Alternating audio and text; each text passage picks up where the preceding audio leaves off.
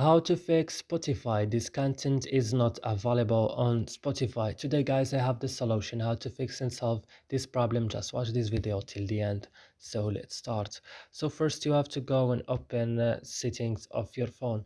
Then you have to go directly to apps or applications. Then here you will find all the applications that you have on your phone. So what you should do, just open Spotify. When you found Spotify, just go directly to storage option and go to clear data. Click OK and go back and click on first stop and click OK. And now the last thing is go into, as you see, Play Store and updating your Spotify again. And that's it. I hope this video is helpful for you. Don't forget to like, also subscribing in our channel. See you in another video.